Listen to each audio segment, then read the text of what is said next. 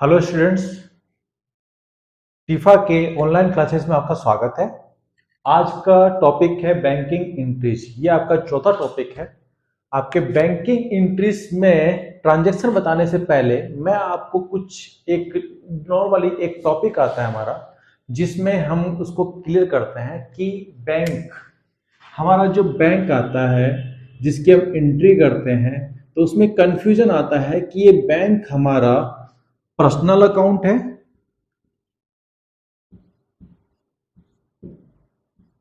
या फिर real account है।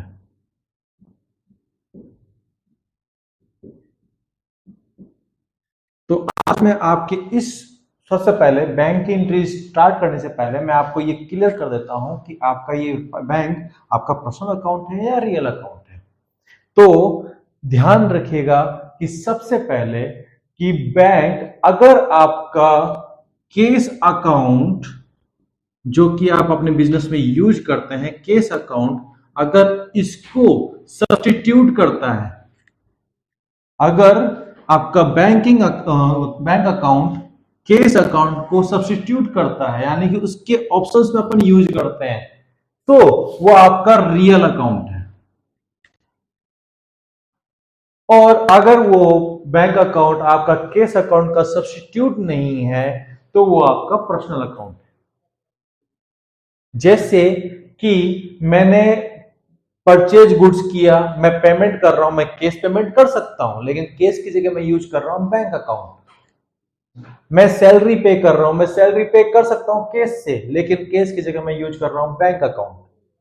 तो वहां पे आपका बैंक अकाउंट आपका रियल अकाउंट हो जाता है। लेकिन मैंने बैंक से लोन लिया तो मेरे बैंक अकाउंट में पैसा आ गया, लेकिन जो बैंक से लोन लिया है आपका, वहां पे आपका पर्सनल अकाउंट बनेगा आपका। For example SBI loan account. आपने कोई सेविंग अकाउंट ओपन किया है, सेविंग अकाउंट को आप नॉर्मली आप बिजनेस में यूज नहीं करते हो, लेकिन as a saving, as a investment तौर पे आप उसने सेविंग अकाउंट आपने ओपन कर रखा है, तो जो सेविंग अकाउंट है वो आपका पर्सनल अकाउंट हो जाएगा।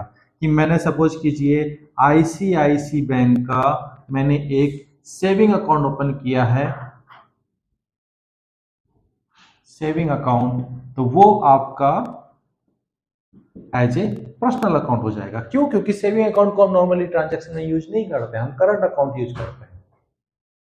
तो आज आपको ये टॉपिक पॉइंट क्लियर हो गया होगा कि आपका जो बैंक है, बैंक अकाउंट पर्सनल अकाउंट है या रियल अकाउंट। तो ध्यान रखिएगा, जब भी आपका बैंक अकाउंट केस अकाउंट का सब्स्टिट्यूट ऑप्शंस का काम करे तो वो आपका रियल अकाउंट है। और अगर आपका केस अकाउंट की वजह अगर आपका कोई और अकाउंट आता है एज ए बैंकिंग, जैसे लोन अकाउंट या सेविंग अकाउंट, तो वो आपका पर्सनल अकाउंट है। ओके, चलिए, ये तो टॉपिक हमारा क्लियर हो गया। अब हम बात करते हैं बैंकिंग एंट्रीज की।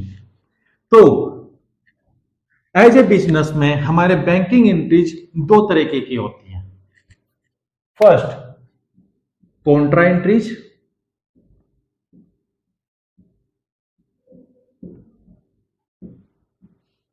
Second, income expenses entries. Income expenses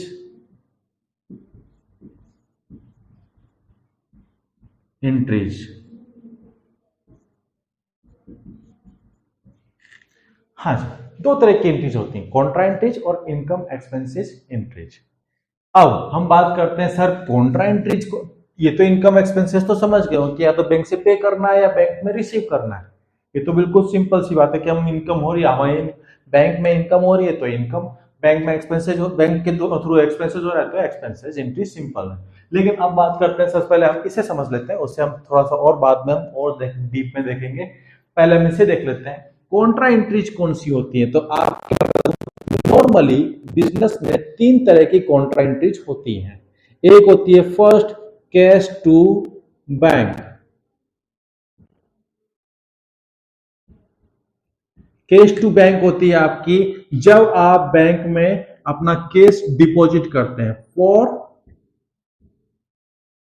deposit cash into bank. तो पहली एंट्री होती है कि कैश टू बैंक, जब आप कैश डिपॉजिट करते हो बैंक के अंदर, तो एंट्री क्या हो जाएगी। तो आप ध्यान रखिए असेट्स के लिए, कि जब भी असेट्स आपका इंक्रीज होगा,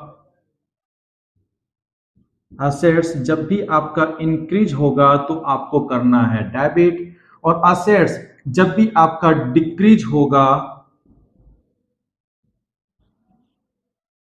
तो आपको करना है क्रेडिट। ये चीज आप ध्यान रखिए, आप कॉन्ट्रा एंट्री आप इजीली कर पाएंगे। तो हम पहला ऑप्शन देखते हैं हमारे पास कि हमने कैश डिपॉजिट किया है बैंक में, तो फैक्ट है मैं जैसे ही डिपॉजिट करूंगा तो मेरा बैंक अकाउंट बढ़ेगा, तो बैंक, जब हमारा बैंक अकाउंट बढ़ रहा है तो हम बैंक को कर देंगे हम डेबिट, बैंक अकाउंट डेबिट।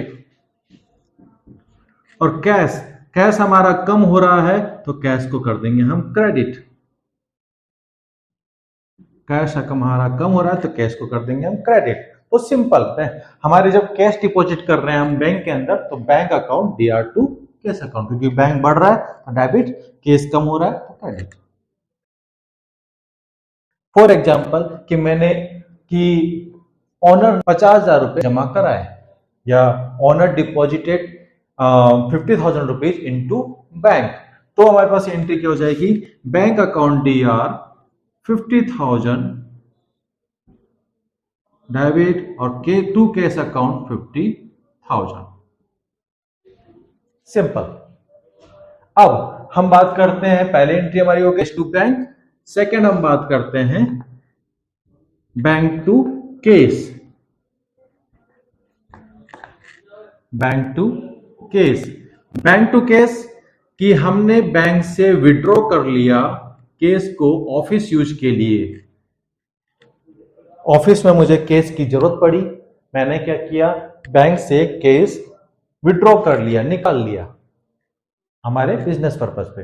तब तो ये एंट्री होती है जब हम विड्रॉ करते हैं, withdraw the case from bank, कि हमने केस विड्रॉ कर लिया, तब हमारी हो जाती है बैंक केस हमने विड्रॉ कर लिया। लीजिए, तो एंट्री क्या हो जाएगी, जैसे हम विड्रॉ करेंगे हमारा कौन सा अकाउंट बढ़ जाएगा, केस अकाउंट बढ़ जाएगा, तो हमारे पास केस अकाउंट बढ़ जाएगा, तो केस अकाउंट को हम कर देंगे डेबिट,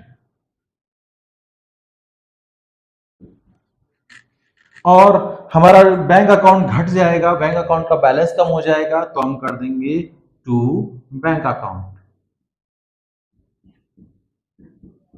अब सपोज कीजिए, मैं एग्जांपल लेता हूं कि 20,000 रुपीज विड्रॉ फ्रॉम बैंक, 20,000 रुपए हमने ऑफिस यूज के लिए बैंक से पैसे निकाल लिए, तो cash account DR to 20,000, cash account DR 20,000 to bank account 20,000।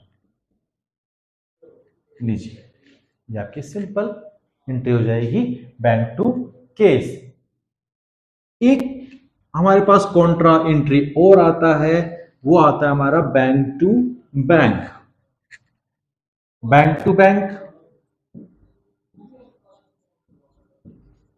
As पर बिजनेस यूज में हमारे पास एक से ज्यादा करंट अकाउंट हो सकते हैं, एक से ज्यादा हमारे पास करंट अकाउंट हो सकते हैं, हमारे पास 2 करंट अकाउंट भी हो सकते हैं, 2 से ज्यादा भी हो सकते हैं। जैसे हम सपोज एग्जांपल के लिए मैं बताऊं कि किसी कंपनी ने 2 अकाउंट रख रखे हैं, एक अकाउंट रख रखा है कि उसे सिर्फ परचेज या सेल में यूज करना है, और दूसरा अकाउंट रख रखा है जो कि ऑफिस यूज के लिए, जैसे सैलरी पे करनी है, रेंट पे करना है, या किसी से कमीशन रिसीव किया, या किसी से कोई इनकम हुई तो उसके लिए, तो उन्होंने 2 अकाउंट यूज कर रखे हैं। तो 2 अकाउंट यूज होता है, तो वो पे हमारे पास कई बार किसी अकाउंट का बैलेंस कम हो जाने पर दूसरे अकाउंट से हम कैश ट्रांजेक्शन हम बैंक ट्रांसफर करते हैं।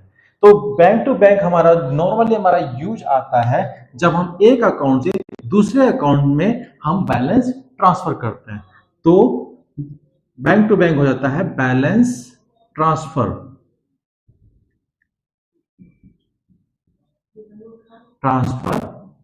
One two another.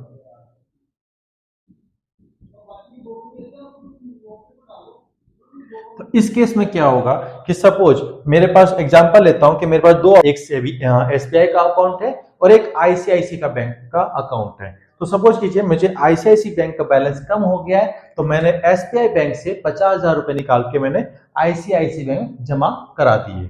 ठीक है, तो उसकी एंट्री क्या हो जाएगी, आईसीआईसी बैंक में मैंने अमाउंट ट्रांसफर किया है, तो आईसीआईसी बैंक का बैलेंस बढ़ जाएगा। बैंक अकाउंट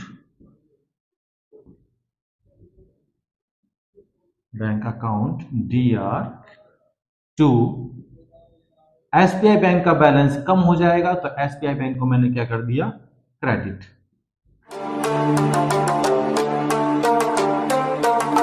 एग्जाम्पल जैसे मैंने 50,000 रुपए का दिया था, 50,000 हम ट्रांसफर कर रहे हैं आईसीआईसी बैंक में फ्रॉम एसबीआई बैंक से, तो मैंने डेबिट में कर दिया 50,000 रुपए आईसीआईसी बैंक को, और क्रेडिट में मैंने एसबीआई बैंक को कर दिया क्रेडिट।